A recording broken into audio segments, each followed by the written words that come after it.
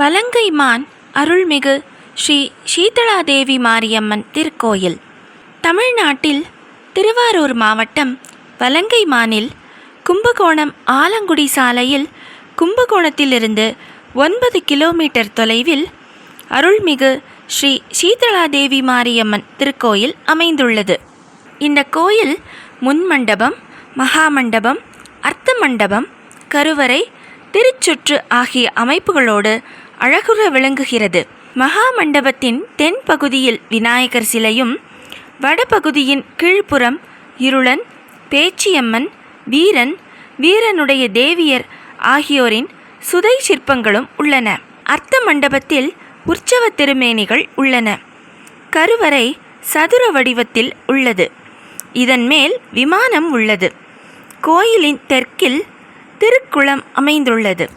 இந்த கோயிலின் மூலவராக அருள்மிகு ஸ்ரீ சீதளாதேவி மகாமாரியம்மன் அமர்ந்த நிலையில் காட்சியளிக்கிறாள். சீதளாதேவி அம்மன் 4 திருக்கரங்களுடன் அருள் பாலிக்கிறாள். வலது மேற்கரத்தில் உடுக்கையும், இடது மேல்கரத்தில் சூலமும் உள்ளன. வலது கீழ்கரத்தில் கத்தியும், இடது கீழ்கரத்தில் கபாலமும் கொண்டு அழகாக காட்சி தருகிறாள். இடது காலை மடித்து வலது காலை தொங்கவிட்டு வீர சிம்மாசனத்தில் அமர்ந்தபடி அற்புதமாக இந்த சீதளாதேவி மகாமாரியம்மன் கொலு வீற்றிருந்து காட்சி தருகிறாள். இந்த சீதளாதேவி மகாமாரியம்மனின் 2 தோள்களின் மீதும் 2 நாகங்கள் உள்ளன. வேறு எந்த கோயிலிலும் இல்லாத அமைப்பில் இந்த சீதளாதேவி மகாமாரியம்மன் மற்றொரு விசேஷ பெயரால் அழைக்கப்படுகிறாள். அதுதான் பாடைக்கட்டி மாரியம்மன் என்ற விசேஷ திருநாமம். இந்த கோயிலில் ஆவணி, பங்குனி ஆகிய 2 மாதங்களிலும் மாரியம்மனுக்கு திருவிழா நடைபெறுகின்றன. 7 நாட்கள் விழா நடைபெறும். 8ஆம் நாள் புகழ்பெற்ற பாடை காவடி திருவிழாவும் 9ஆம் நாள் புஷ்ப பல்லக்கும் சிறப்பாக ஆண்டுதோறும் நடைபெறுகின்றன. ஆவணி மாதத்தில் ஒவ்வொரு ஞாயிற்றுக்கிழமையும் விழா நடைபெறுகிறது. ஆவணி மாதம் இறுதி ஞாயிற்றுக்கிழமை தெப்பத் திருவிழாவும் நடைபெறுகிறது. அதேபோல பங்குனி திருவிழா பங்குனி முதல் ஞாயிற்றுக்கிழமை தொடங்கி விமர்சையாக ஆண்டுதோறும் நடைபெறுகிறது. இந்த அம்மன் பாடைக்கட்டி மாரியம்மன் என்ற சிறப்பு பெயரால் அழைக்கப்படுவதன் காரணத்தை நாம் இப்பொழுது காணலாம். வெப்ப நோயால் பாதிக்கப்பட்டவர்களும், நீண்ட நாட்கள் நோயால் பாதிக்கப்பட்டவர்களும் அம்மனிடம் வேண்டி தங்கள் நோய் குணமடைந்ததும் இந்த கோயிலுக்கு வந்து பாடை காவடி எடுப்பதை வழக்கமாக கொண்டுள்ளார்கள். அதன் அடிப்படையில் பங்குனி பெரும் திருவிழாவின் 8ஆம் நாள் பாடை காவடி திருவிழாவின் போது பக்தர்கள் பாடை காவடி எடுத்து வந்து தங்களுடைய நேர்த்தி கடனை செலுத்தி நிறைவேற்றுகிறார்கள். அது என்ன பாடை காவடி திருவிழா? நோயிலிருந்து குணமடைந்தவர்களை ஆற்றில் குளிக்க வைப்பார்கள். பின்னர் அவர்களுடைய நெற்றியில் திருநீறு பூசி பச்சை பாடையில் படுக்க வைத்து உறவினர்கள் 4 பேர் சுமந்து வருவார்கள். முன்னால் ஒருவர் தீச்சட்டி ஏந்தி வர வலங்கைமான் நகரின் முக்கிய வீதிகளின் வழியாக இந்த பாடை காவடி ஊர்வலம் சுற்றி வந்து கோயிலை வந்து சேரும். அதனைத் தொடர்ந்து கோயிலை பாடை காவடி 3 முறை வலம் வரும். பிறகு கொடிமரத்தின் முன்பாக பாடை காவடி இறக்கி வைக்கப்படும். அதன் பிறகு பாடையில் படுத்திருப்பவர்களுக்கு பூசாரி திருநீறு பூசி அவர்களை சுயநினைவோடு எழச் செய்வார். அந்த பாடையில் படுத்திருப்பவர்களும் பூசாரி திருநீறு பூசும் வரை தங்கள் சுய உணர்வு இல்லாமல் படுத்திருப்பது அம்மனின் அருள் என்றே பக்தர்கள் இன்றும் நம்புகிறார்கள். இதனைத் தொடர்ந்து பாடை காவடி எடுத்தவர்கள் அம்மனுக்கு அர்ச்சனை செய்து தங்கள் நேர்த்தி கடனை நிறைவேற்றுவார்கள். இவ்விழாவின் போது 100கணக்கானோர் பாடை காவடி எடுப்பார்கள். குழந்தைகள் தொட்டில் காவடியில் சுமந்து வரப்படுவர். இத்திருவிழாவின் போது தமிழகத்தின் பல்வேறு பகுதிகளிலிருந்தும் வெளிநாடுகளிலிருந்தும் கூட பக்தர்கள் வந்து கலந்து கொள்கிறார்கள். 100கணக்கானோர் பாடை காவடி எடுத்து வந்து தங்கள் நேர்த்தி கடனை செலுத்துகிறார்கள். இதனால் பாடை காவடி திருவிழா என்றே இந்த விழா அழைக்கப்படுகிறது. பாடை காவடியுடன் இரத காவடிகள், அலகு காவடிகள், பக்க அலகு காவடிகள், பால் அலகு காவடிகள் என்று பல வகையான காவடிகள் காலை முதல் வந்து கொண்டே இருக்கும். இதே நாளில் செடில் சுற்றும் சிறப்பு நிகழ்ச்சியும் நடைபெறுகிறது. செடில் சுற்றுதல் என்பது ஒரு சிறப்பான நேர்த்திக்கடன் வழிபாடு ஆகும்.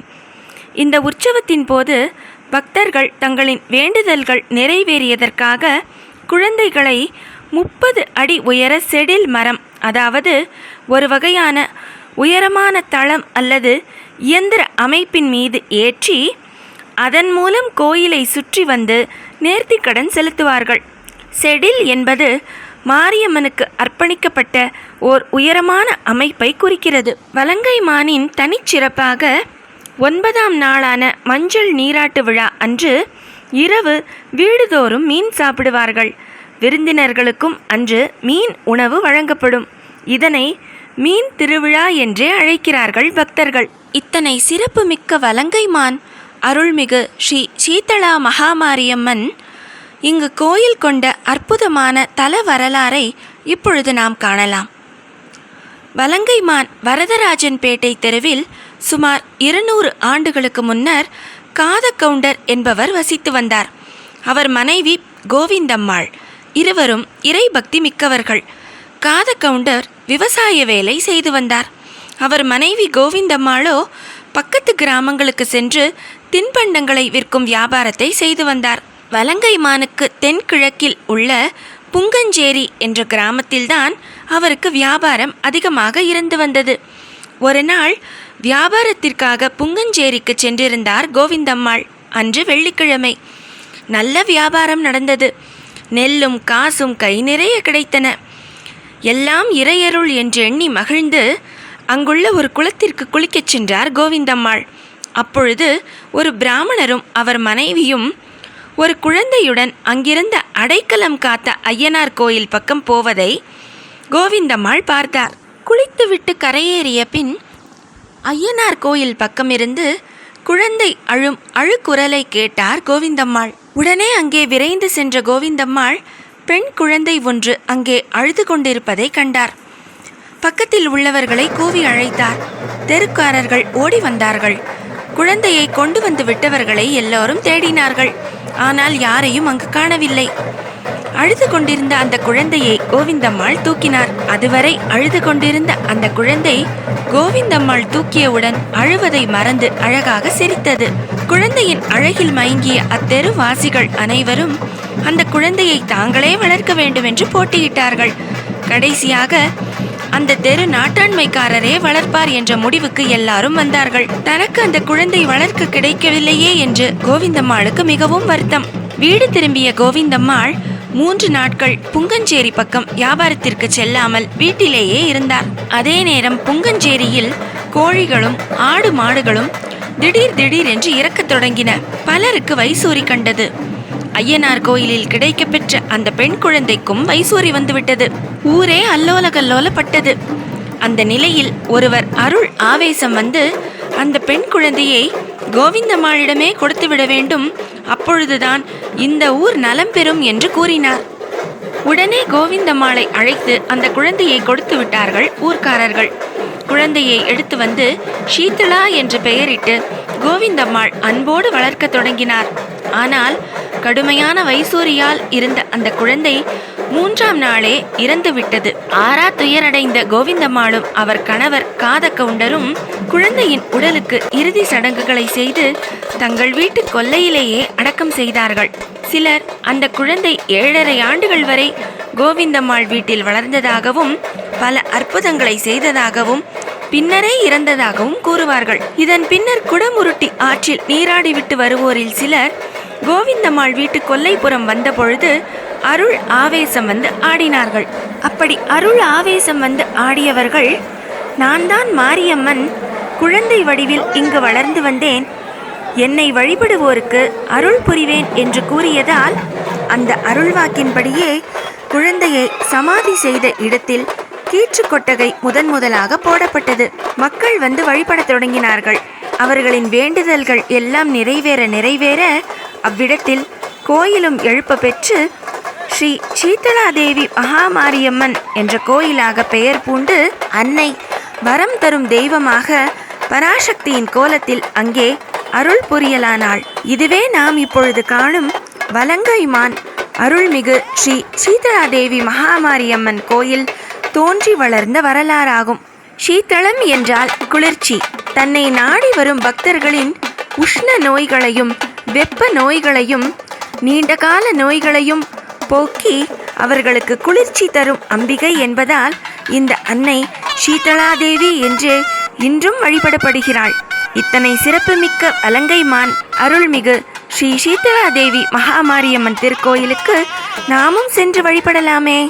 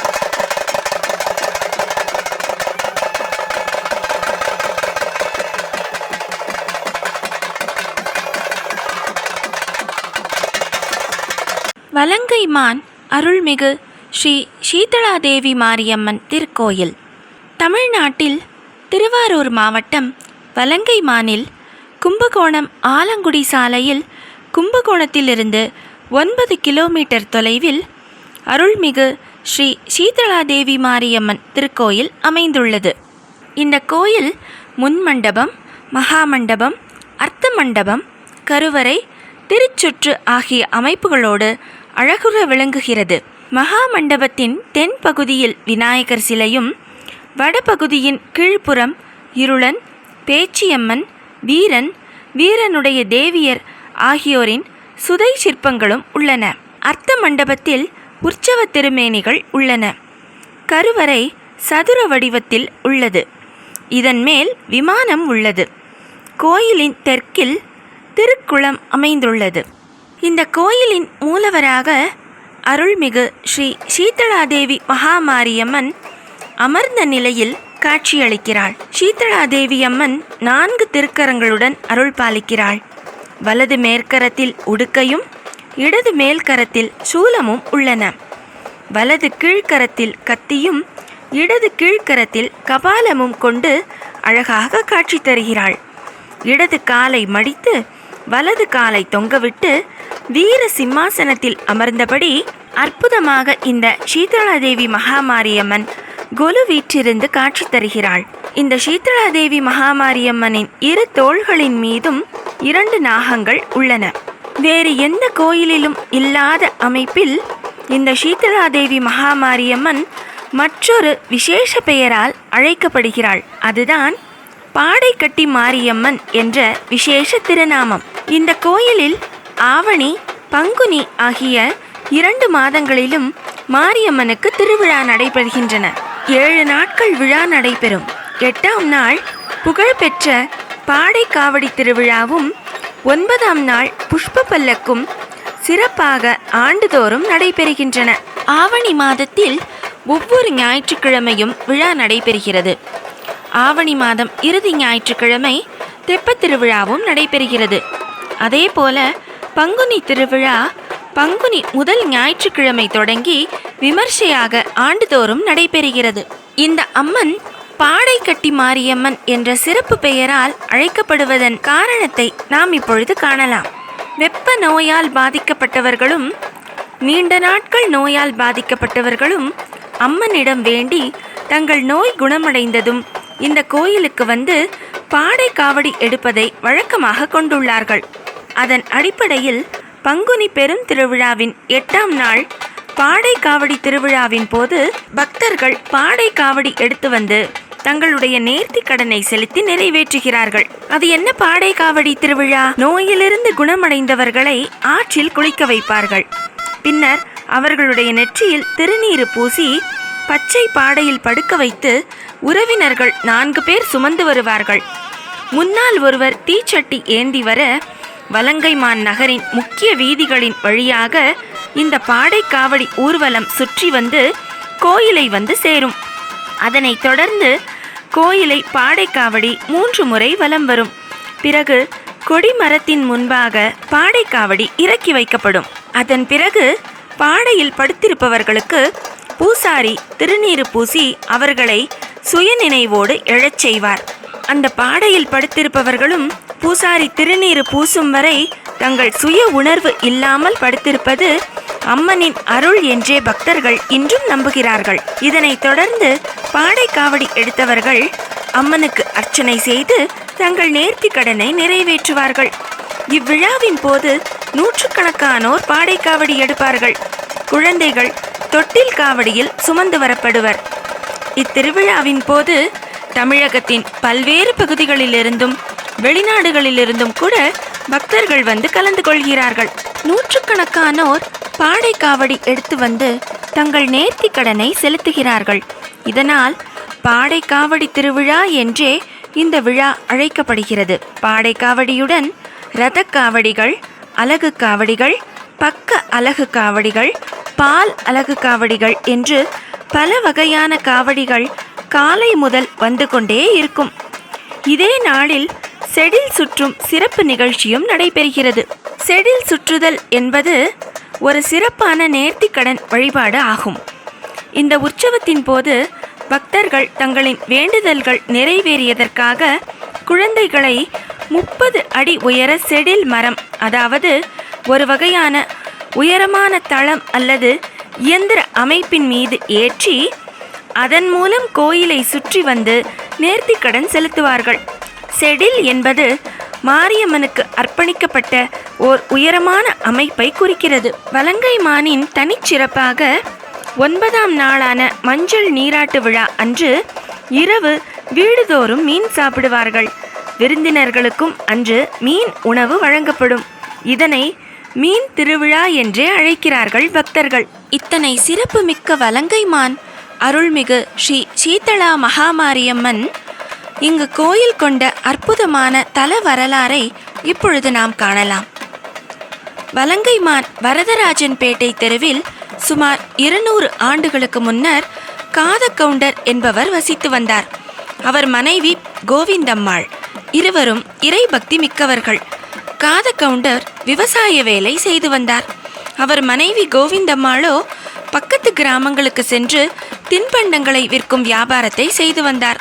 வலங்கைமானுக்கு தென்கிழக்கில் உள்ள புங்கஞ்சேரி என்ற கிராமத்தில்தான் அவருக்கு வியாபாரம் அதிகமாக இருந்து வந்தது. ஒரு நாள் வியாபாரத்திற்காக புங்கஞ்சேரிக்கு சென்றிருந்தார் கோவிந்தம்மாள். அன்று வெள்ளிக்கிழமை. நல்ல வியாபாரம் நடந்தது. நெல்லும் காசும் கை நிறைய கிடைத்தன. எல்லாம் இறையருள் என்று எண்ணி மகிழ்ந்து அங்குள்ள ஒரு குளத்திற்கு குளிக்கச் சென்றார் கோவிந்தம்மாள். அப்பொழுது ஒரு பிராமணரும் அவர் மனைவியும் ஒரு குழந்தையுடன் அங்கிருந்த அடைக்கலம் காத்த ஐயனார் கோயில் பக்கம் போவதை கோவிந்தம்மாள் பார்த்தார். குளித்துவிட்டு கரையேறிய பின் ஐயனார் கோயில் பக்கமிருந்து குழந்தை அழும் அழுக்குரலை கேட்டார் கோவிந்தம்மாள். உடனே அங்கே விரைந்து சென்ற கோவிந்தம்மாள் பெண் குழந்தை ஒன்று அங்கே அழுது கொண்டிருப்பதை கண்டார். பக்கத்தில் உள்ளவர்களை கூவி அழைத்தார். தெருக்காரர்கள் ஓடி வந்தார்கள். குழந்தையை கொண்டு வந்து விட்டவர்களை எல்லோரும் தேடினார்கள். ஆனால் யாரையும் அங்கு காணவில்லை. அழுது கொண்டிருந்த அந்த குழந்தையை கோவிந்தம்மாள் தூக்கினார். அதுவரை அழுது கொண்டிருந்த அந்த குழந்தை கோவிந்தம்மாள் தூக்கியவுடன் அழுவதை மறந்து அழகாக சிரித்தது. குழந்தையின் அழகில் மயங்கிய அத்தெருவாசிகள் அனைவரும் அந்த குழந்தையை தாங்களே வளர்க்க வேண்டும் என்று போட்டியிட்டார்கள். கடைசியாக அந்த தெரு நாட்டாண்மைக்காரரே வளர்ப்பார் என்ற முடிவுக்கு எல்லாரும் வந்தார்கள். தனக்கு அந்த குழந்தை வளர்க்க கிடைக்கவில்லையே என்று கோவிந்தம்மாளுக்கு மிகவும் வருத்தம். வீடு திரும்பிய கோவிந்தம்மாள் 3 நாட்கள் புங்கஞ்சேரி பக்கம் வியாபாரத்திற்கு செல்லாமல் வீட்டிலேயே இருந்தார். அதே நேரம் புங்கஞ்சேரியில் கோழிகளும் ஆடு மாடுகளும் திடீர் என்று இறக்கத் தொடங்கின. பலருக்கு வைசூரி கண்டது. ஐயனார் கோயிலில் கிடைக்கப்பெற்ற அந்த பெண் குழந்தைக்கும் வைசூரி வந்துவிட்டது. ஊரே அல்லோலகல்லோலப்பட்டது. அந்த நிலையில் ஒருவர் அருள் ஆவேசம் வந்து அந்த பெண் குழந்தையை கோவிந்தம்மாளிடமே கொடுத்துவிட வேண்டும், அப்பொழுதுதான் இந்த ஊர் நலம் பெறும் என்று கூறினார். உடனே கோவிந்தம்மாளை அழைத்து அந்த குழந்தையை கொடுத்து விட்டார்கள் ஊர்க்காரர்கள். குழந்தையை எடுத்து வந்து ஷீதளா என்று பெயரிட்டு கோவிந்தம்மாள் அன்போடு வளர்க்க தொடங்கினார். ஆனால் கடுமையான வைசூரியால் இருந்த அந்த குழந்தை 3ஆம் நாளே இறந்துவிட்டது. ஆறா துயரடைந்த கோவிந்தம்மாளும் அவர் கணவர் காதக்கவுண்டரும் குழந்தையின் உடலுக்கு இறுதி சடங்குகளை செய்து தங்கள் வீட்டு கொல்லையிலேயே அடக்கம் செய்தார்கள். சிலர் அந்த குழந்தை 7½ ஆண்டுகள் வரை கோவிந்தம்மாள் வீட்டில் வளர்ந்ததாகவும் பல அற்புதங்களை செய்ததாகவும் பின்னரே இறந்ததாகவும் கூறுவார்கள். இதன் பின்னர் குடமுருட்டி ஆற்றில் நீராடிவிட்டு வருவோரில் சிலர் கோவிந்தம்மாள் வீட்டு கொல்லைப்புறம் வந்தபொழுது அருள் ஆவேசம் வந்து ஆடினார்கள். அப்படி அருள் ஆவேசம் வந்து ஆடியவர்கள், நான் தான் மாரியம்மன், குழந்தை வடிவில் இங்கு வளர்ந்து வந்தேன், என்னை வழிபடுவோருக்கு அருள் புரிவேன் என்று கூறியதால் அந்த அருள்வாக்கின்படியே குழந்தையை சமாதி செய்த இடத்தில் கீற்று கொட்டகை முதலாக போடப்பட்டது. மக்கள் வந்து வழிபடத் தொடங்கினார்கள். அவர்களின் வேண்டுதல்கள் எல்லாம் நிறைவேற அவ்விடத்தில் கோயிலும் எழுப்ப பெற்று ஸ்ரீ சீதளாதேவி மகாமாரியம்மன் என்ற கோயிலாக பெயர் பூண்டு அன்னை வரம் தரும் தெய்வமாக பராசக்தியின் கோலத்தில் அங்கே அருள் புரியலானாள். இதுவே நாம் இப்பொழுது காணும் வலங்கைமான் அருள்மிகு ஸ்ரீ சீதளாதேவி மகாமாரியம்மன் கோயில் தோன்றி வளர்ந்த வரலாறாகும். சீதளம் என்றால் குளிர்ச்சி. தன்னை நாடி வரும் பக்தர்களின் உஷ்ண நோய்களையும் வெப்ப நோய்களையும் நீண்டகால நோய்களையும் போக்கி அவர்களுக்கு குளிர்ச்சி தரும் அம்பிகை என்பதால் இந்த அன்னை சீதளாதேவி என்றே இன்றும் வழிபடப்படுகிறாள். இத்தனை சிறப்புமிக்க வலங்கைமான் அருள்மிகு ஸ்ரீ சீதளாதேவி மகாமாரியம்மன் திருக்கோயிலுக்கு நாமும் சென்று வழிபடலாமே. வலங்கைமான் அருள்மிகு ஸ்ரீ சீதளாதேவி மாரியம்மன் திருக்கோயில் தமிழ்நாட்டில் திருவாரூர் மாவட்டம் வலங்கைமானில் கும்பகோணம் ஆலங்குடி சாலையில் கும்பகோணத்திலிருந்து 9 கிலோமீட்டர் தொலைவில் அருள்மிகு ஸ்ரீ சீதளாதேவி மாரியம்மன் திருக்கோயில் அமைந்துள்ளது. இந்த கோயில் முன்மண்டபம், மகாமண்டபம், அர்த்த மண்டபம், கருவறை, திருச்சுற்று ஆகிய அமைப்புகளோடு அழகுற விளங்குகிறது. மகாமண்டபத்தின் தென் பகுதியில் விநாயகர் சிலையும், வடபகுதியின் கீழ்ப்புறம் இருளன், பேச்சியம்மன், வீரன், வீரனுடைய தேவியர் ஆகியோரின் சுதை சிற்பங்களும் உள்ளன. அர்த்த மண்டபத்தில் உற்சவ திருமேனிகள் உள்ளன. கருவறை சதுர வடிவத்தில் உள்ளது. இதன் மேல் விமானம் உள்ளது. கோயிலின் தெற்கில் திருக்குளம் அமைந்துள்ளது. இந்த கோயிலின் மூலவராக அருள்மிகு ஸ்ரீ சீதளாதேவி மகாமாரியம்மன் அமர்ந்த நிலையில் காட்சியளிக்கிறாள். சீதளாதேவி அம்மன் 4 திருக்கரங்களுடன் அருள் பாலிக்கிறாள். வலது மேற்கரத்தில் உடுக்கையும் இடது மேல்கரத்தில் சூலமும் உள்ளன. வலது கீழ்கரத்தில் கத்தியும் இடது கீழ்கரத்தில் கபாலமும் கொண்டு அழகாக காட்சி தருகிறாள். இடது காலை மடித்து வலது காலை தொங்கவிட்டு வீர சிம்மாசனத்தில் அமர்ந்தபடி அற்புதமாக இந்த சீதளாதேவி மகாமாரியம்மன் கொலு வீற்றிருந்து காட்சி தருகிறாள். இந்த சீதளாதேவி மகாமாரியம்மனின் 2 தோள்களின் மீதும் 2 நாகங்கள் உள்ளன. வேறு எந்த கோயிலிலும் இல்லாத அமைப்பில் இந்த சீதளாதேவி மகாமாரியம்மன் மற்றொரு விசேஷ பெயரால் அழைக்கப்படுகிறாள். அதுதான் பாடைக்கட்டி மாரியம்மன் என்ற விசேஷ திருநாமம். இந்த கோயிலில் ஆவணி, பங்குனி ஆகிய 2 மாதங்களிலும் மாரியம்மனுக்கு திருவிழா நடைபெறுகின்றன. 7 நாட்கள் விழா நடைபெறும். 8ஆம் நாள் புகழ்பெற்ற பாடை காவடி திருவிழாவும் 9ஆம் நாள் புஷ்ப பல்லக்கும் சிறப்பாக ஆண்டுதோறும் நடைபெறுகின்றன. ஆவணி மாதத்தில் ஒவ்வொரு ஞாயிற்றுக்கிழமையும் விழா நடைபெறுகிறது. ஆவணி மாதம் இறுதி ஞாயிற்றுக்கிழமை தெப்பத் திருவிழாவும் நடைபெறுகிறது. அதேபோல பங்குனி திருவிழா பங்குனி முதல் ஞாயிற்றுக்கிழமை தொடங்கி விமர்சையாக ஆண்டுதோறும் நடைபெறுகிறது. இந்த அம்மன் பாடைக்கட்டி மாரியம்மன் என்ற சிறப்பு பெயரால் அழைக்கப்படுவதன் காரணத்தை நாம் இப்பொழுது காணலாம். வெப்ப நோயால் பாதிக்கப்பட்டவர்களும் நீண்ட நாட்கள் நோயால் பாதிக்கப்பட்டவர்களும் அம்மனிடம் வேண்டி தங்கள் நோய் குணமடைந்ததும் இந்த கோயிலுக்கு வந்து பாடை காவடி எடுப்பதை வழக்கமாக கொண்டுள்ளார்கள். அதன் அடிப்படையில் பங்குனி பெரும் திருவிழாவின் 8ஆம் நாள் பாடை காவடி திருவிழாவின் போது பக்தர்கள் பாடை காவடி எடுத்து வந்து தங்களுடைய நேர்த்தி கடனை செலுத்தி நிறைவேற்றுகிறார்கள். அது என்ன பாடை காவடி திருவிழா? நோயிலிருந்து குணமடைந்தவர்களை ஆற்றில் குளிக்க வைப்பார்கள். பின்னர் அவர்களுடைய நெற்றியில் திருநீறு பூசி பச்சை பாடையில் படுக்க வைத்து உறவினர்கள் 4 பேர் சுமந்து வருவார்கள்.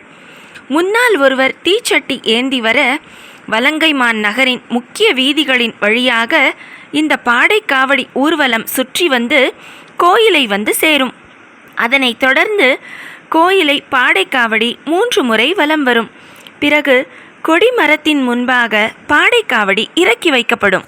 அதன் பிறகு பாடையில் படுத்திருப்பவர்களுக்கு பூசாரி திருநீறு பூசி அவர்களை சுயநினைவோடு எழச் செய்வார். அந்த பாடையில் படுத்திருப்பவர்களும் பூசாரி திருநீறு பூசும் வரை தங்கள் சுய உணர்வு இல்லாமல் படுத்திருப்பது அம்மனின் அருள் என்றே பக்தர்கள் இன்றும் நம்புகிறார்கள். இதனைத் தொடர்ந்து பாடை காவடி எடுத்தவர்கள் அம்மனுக்கு அர்ச்சனை செய்து தங்கள் நேர்த்தி கடனை நிறைவேற்றுவார்கள். இவ்விழாவின் போது 100கணக்கானோர் பாடை காவடி எடுப்பார்கள். குழந்தைகள் தொட்டில் காவடியில் சுமந்து வரப்படுவர். இத்திருவிழாவின் போது தமிழகத்தின் பல்வேறு பகுதிகளிலிருந்தும் வெளிநாடுகளிலிருந்தும் கூட பக்தர்கள் வந்து கலந்து கொள்கிறார்கள். 100கணக்கானோர் பாடை காவடி எடுத்து வந்து தங்கள் நேர்த்தி கடனை செலுத்துகிறார்கள். இதனால் பாடை காவடி திருவிழா என்றே இந்த விழா அழைக்கப்படுகிறது. பாடை காவடியுடன் இரத காவடிகள், அலகு காவடிகள், பக்க அலகு காவடிகள், பால் அலகு காவடிகள் என்று பல வகையான காவடிகள் காலை முதல் வந்து கொண்டே இருக்கும். இதே நாளில் செடில் சுற்றும் சிறப்பு நிகழ்ச்சியும் நடைபெறுகிறது. செடில் சுற்றுதல் என்பது ஒரு சிறப்பான நேர்த்தி கடன் வழிபாடு ஆகும். இந்த உற்சவத்தின் போது பக்தர்கள் தங்களின் வேண்டுதல்கள் நிறைவேறியதற்காக குழந்தைகளை 30 அடி உயர செடில் மரம், அதாவது ஒரு வகையான உயரமான தளம் அல்லது இயந்திர அமைப்பின் மீது ஏற்றி அதன் மூலம் கோயிலை சுற்றி வந்து நேர்த்திக்கடன் செலுத்துவார்கள். செடில் என்பது மாரியம்மனுக்கு அர்ப்பணிக்கப்பட்ட ஓர் உயரமான அமைப்பை குறிக்கிறது. வலங்கைமானின் தனிச்சிறப்பாக 9ஆம் நாளான மஞ்சள் நீராட்டு விழா அன்று இரவு வீடுதோறும் மீன் சாப்பிடுவார்கள். விருந்தினர்களுக்கும் அன்று மீன் உணவு வழங்கப்படும்.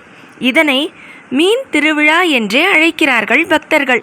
இத்தனை சிறப்புமிக்க வலங்கைமான் அருள்மிகு ஸ்ரீ சீதளா மகாமாரியம்மன் இங்கு கோயில் கொண்ட அற்புதமான தல வரலாறை இப்பொழுது நாம் காணலாம்.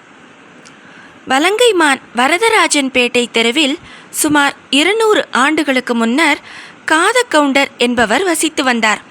அவர் மனைவி கோவிந்தம்மாள். இருவரும் இறைபக்தி மிக்கவர்கள். காதகவுண்டர் விவசாய வேலை செய்து வந்தார்.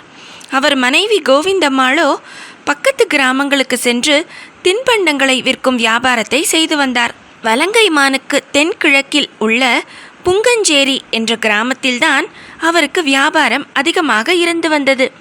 ஒரு நாள் வியாபாரத்திற்காக புங்கஞ்சேரிக்கு சென்றிருந்தார் கோவிந்தம்மாள். அன்று வெள்ளிக்கிழமை. நல்ல வியாபாரம் நடந்தது. நெல்லும் காசும் கை நிறைய கிடைத்தன. எல்லாம் இறையருள் என்று எண்ணி மகிழ்ந்து அங்குள்ள ஒரு குளத்திற்கு குளிக்கச் சென்றார் கோவிந்தம்மாள். அப்பொழுது ஒரு பிராமணரும் அவர் மனைவியும் ஒரு குழந்தையுடன் அங்கிருந்த அடைக்கலம் காத்த ஐயனார் கோயில் பக்கம் போவதை கோவிந்தம்மாள் பார்த்தார். குளித்துவிட்டு கரையேறிய பின் ஐயனார் கோயில் பக்கமிருந்து குழந்தை அழும் அழுக்குரலை கேட்டார் கோவிந்தம்மாள். உடனே அங்கே விரைந்து சென்ற கோவிந்தம்மாள் பெண் குழந்தை ஒன்று அங்கே அழுது கொண்டிருப்பதை கண்டார். பக்கத்தில் உள்ளவர்களை கூவி அழைத்தார். தெருக்காரர்கள் ஓடி வந்தார்கள். குழந்தையை கொண்டு வந்து விட்டவர்களை எல்லோரும் தேடினார்கள். ஆனால் யாரையும் அங்கு காணவில்லை. அழுது கொண்டிருந்த அந்த குழந்தையை கோவிந்தம்மாள் தூக்கினார். அதுவரை அழுது கொண்டிருந்த அந்த குழந்தை கோவிந்தம்மாள் தூக்கியவுடன் அழுவதை மறந்து அழகாக சிரித்தது. குழந்தையின் அழகில் மயங்கிய அத்தெரு வாசிகள் அனைவரும் அந்த குழந்தையை தாங்களே வளர்க்க வேண்டும் என்று போட்டியிட்டார்கள். கடைசியாக அந்த தெரு நாட்டாண்மைக்காரரே வளர்ப்பார் என்ற முடிவுக்கு எல்லாரும் வந்தார்கள். தனக்கு அந்த குழந்தை வளர்க்க கிடைக்கவில்லையே என்று கோவிந்தம்மாளுக்கு மிகவும் வருத்தம். வீடு திரும்பிய கோவிந்தம்மாள் 3 நாட்கள் புங்கஞ்சேரி பக்கம் வியாபாரத்திற்கு செல்லாமல் வீட்டிலேயே இருந்தார். அதே நேரம் புங்கஞ்சேரியில் கோழிகளும் ஆடு மாடுகளும் திடீர் திடீர் என்று இறக்கத் தொடங்கின. பலருக்கு வைசூரி கண்டது. ஐயனார் கோயிலில் கிடைக்கப்பெற்ற அந்த பெண் குழந்தைக்கும் வைசூரி வந்துவிட்டது. ஊரே அல்லோல கல்லோலப்பட்டது. அந்த நிலையில் ஒருவர் அருள் ஆவேசம் வந்து அந்த பெண் குழந்தையை கோவிந்தம்மாளிடமே கொடுத்துவிட வேண்டும், அப்பொழுதுதான் இந்த ஊர் நலம் பெறும் என்று கூறினார். உடனே கோவிந்தம்மாளை அழைத்து அந்த குழந்தையை கொடுத்து விட்டார்கள் ஊர்க்காரர்கள். குழந்தையை எடுத்து வந்து ஷீத்தளா என்று பெயரிட்டு கோவிந்தம்மாள் அன்போடு வளர்க்க தொடங்கினார். ஆனால் கடுமையான வைசூரியால் இருந்த அந்த குழந்தை 3ஆம் நாளே இறந்துவிட்டது. ஆறா துயரடைந்த கோவிந்தம்மாளும் அவர் கணவர் காத கவுண்டரும் குழந்தையின் உடலுக்கு இறுதி சடங்குகளை செய்து தங்கள் வீட்டு கொல்லையிலேயே அடக்கம் செய்தார்கள். சிலர் அந்த குழந்தை 7.5 ஆண்டுகள் வரை கோவிந்தம்மாள் வீட்டில் வளர்ந்ததாகவும் பல அற்புதங்களை செய்ததாகவும் பின்னரே இறந்ததாகவும் கூறுவார்கள். இதன் பின்னர் குடமுருட்டி ஆற்றில் நீராடிவிட்டு வருவோரில் சிலர் கோவிந்தம்மாள் வீட்டு கொல்லைப்புறம் வந்தபொழுது அருள் ஆவேசம் வந்து ஆடினார்கள். அப்படி அருள் ஆவேசம் வந்து ஆடியவர்கள், நான் தான் மாரியம்மன், குழந்தை வடிவில் இங்கு வளர்ந்து வந்தேன், என்னை வழிபடுவோருக்கு அருள் புரிவேன் என்று கூறியதால் அந்த அருள்வாக்கின்படியே குழந்தையை சமாதி செய்த இடத்தில் கீற்று கொட்டகை முதலாக போடப்பட்டது. மக்கள் வந்து வழிபடத் தொடங்கினார்கள். அவர்களின் வேண்டுதல்கள் எல்லாம் நிறைவேற அவ்விடத்தில் கோயிலும் எழுப்ப பெற்று ஸ்ரீ சீதளாதேவி மகாமாரியம்மன் என்ற கோயிலாக பெயர் பூண்டு அன்னை வரம் தரும் தெய்வமாக பராசக்தியின் கோலத்தில் அங்கே அருள் புரியலானாள். இதுவே நாம் இப்பொழுது காணும் வலங்கைமான் அருள்மிகு ஸ்ரீ சீதளாதேவி மகாமாரியம்மன் கோயில் தோன்றி வளர்ந்த வரலாறாகும். சீத்தளம் என்றால் குளிர்ச்சி. தன்னை நாடி வரும் பக்தர்களின் உஷ்ண நோய்களையும் வெப்ப நோய்களையும் நீண்டகால நோய்களையும் போக்கி அவர்களுக்கு குளிர்ச்சி தரும் அம்பிகை என்பதால் இந்த அன்னை சீதளாதேவி என்றே இன்றும் வழிபடப்படுகிறாள். இத்தனை சிறப்புமிக்க வலங்கைமான் அருள்மிகு ஸ்ரீ சீதளாதேவி மகாமாரியம்மன் திருக்கோயிலுக்கு நாமும் சென்று வழிபடலாமே.